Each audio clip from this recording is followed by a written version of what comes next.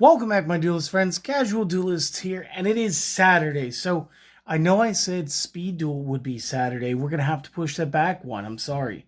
Um, and honestly, I wanted to make this video for yesterday because I did have the time to do it. I just didn't have the time to do it right. So here we are. It's Saturday morning. We've got something pretty cool, pretty awesome, pretty brand new. We have the new Yu-Gi-Oh! Early Days collection. Um, so if you guys haven't heard, like, this is definitely on Switch, as you can tell. This little copy that I have here. It's also going to be on PC. Not sure if there's going to be like cross-play or not. What is going to happen is this is going to be a collection of all of these old video games from the handhelds. So Yu-Gi-Oh! Duel Monsters, Dark Duel Stories, Duel Monster Capsules, Dark Duel Stories. Did I not just say that? Maybe that's the English versus the original Japanese release. And then also insert all of these other games. Now, some cool things about this is, like, I had the World Championship 2004, if I'm not totally mistaken, between 04 or 05. One of these was the original one that came with the 3 Egyptian God cards. I still have my Egyptian God cards from that release. I believe that I had, like, my local card shop had actually ordered in the Game Boy Advance games from Japan, like imported those. And it was kind of cool. So shout out to old school grandpa's cards. Doesn't exist anymore. Unfortunately, he passed, rest his soul. And then, of course, one of the games that got me, like, hooked on, as far as playing the handhelds, was the Eternal Duelist Soul, because that was actually one of the first games I personally owned for the Yu-Gi-Oh! Now, we've got a bunch of things down here. Fantasy violence, I guess cards attacking cards is the thing. Mild blood, I'm not too sure what that is. Partial nudity, I don't understand how they get that in Yu-Gi-Oh! Maybe the card arts, some of the card arts are going to be risque. That's one thing. Another is to take a look at the Konami.com website about this, and of course you can switch the region language if you'd like. Yes, it's in airplane mode, so nobody interrupts us. You could watch the trailer. We're not going to watch the trailer here. It does have all these titles. These are the original arts for the boxes. I believe there's a gallery in the game that'll allow you to, like, just check that out, including playing Dungeon Dice Monsters, which is kind of cool. Like I said, Eternal Duelist Soul, early 2001, for Japan at least, not for the US. Then you have, and again, I want to say it was the 04. It could have been the 05.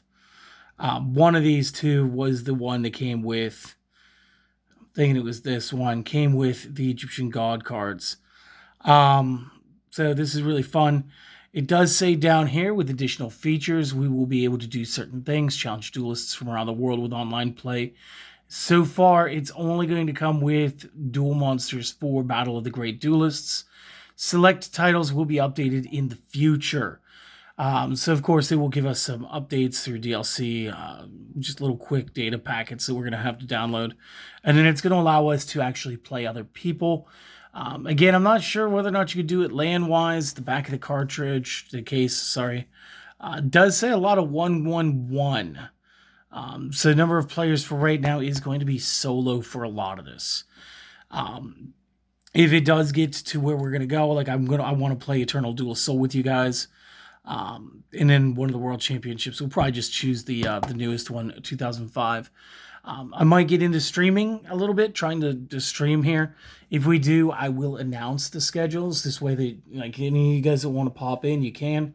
You guys just, like, it's just meant to just hang out and chill with you guys. So, it says here, customize play, unlock hidden characters, cards, the option to remove deck capacity, duelist level, and cards from the forbidden list.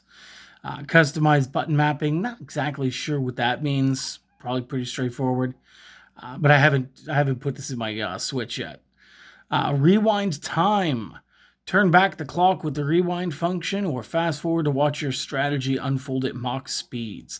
Now, I get the rewind is probably going to be like a cheaty little, like, take back your moves type thing, because again, this is kind of a cheeky little like enjoy the earliest days. This is a huge throwback for all the Yugi boomers like myself who've just been playing this forever. It's going to be fun. And then here we go, Digital Gallery, explore the preserved box art manuals for these titles. So like, it's going to be crazy. I'm going to get to see like my old manual sitting in there. It does come with one of the two variants of the Harpy's Feather Duster. I do want to send mine in and get them graded just because it'd be nice to have some Yu-Gi-Oh slabs. I'm also going to start slabbing up like all the misprints that I've collected. Unfortunately, Yu-Gi-Oh is just not like Pokemon. We get things reprinted way too often because it is a sport game and it doesn't have like this the cycling out of cards. So it's just always adding to the card database. And because of that, like key cards, they get reprinted to death sometimes. And it makes collecting certain print runs not worth it. So yeah, that's like the news. You could get the physical edition available anywhere. Got mine on day of release. It supports the following languages: English, French, Italian, German, Spanish, and Japanese. Again, it is between Switch and Steam. So all of that said, guys, can't wait to see whether or not I can see you guys like on the battle arena. Obviously, if it comes to that, I'll obviously post my Switch code. We'll friend, we'll duel some, we'll have fun. I'm going to lose like a ton.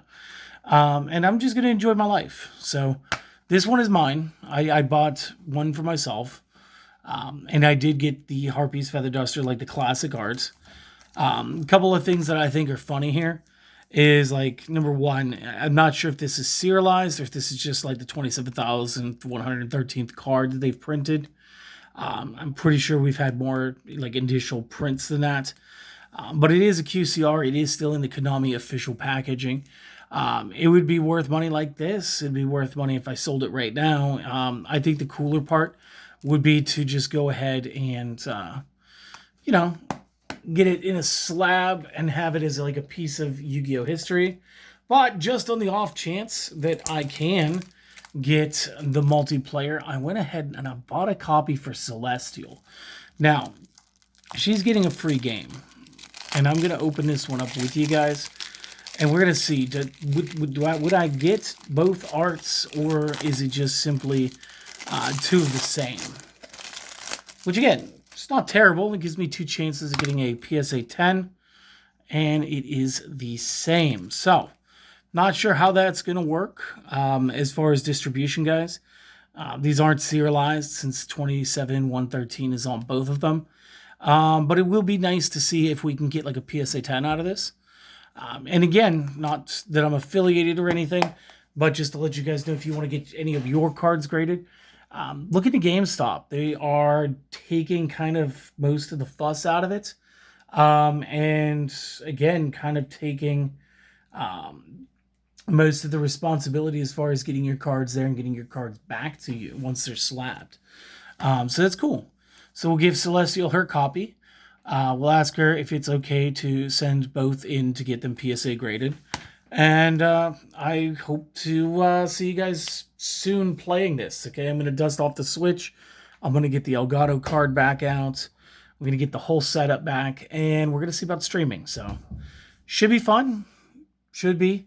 I'm sure it'll be awkward and have some hiccups. But you guys have a wonderful day. Hopefully you guys get your copies. And like I said, if it becomes where we can play against each other, I'd like to see you guys out there. Later.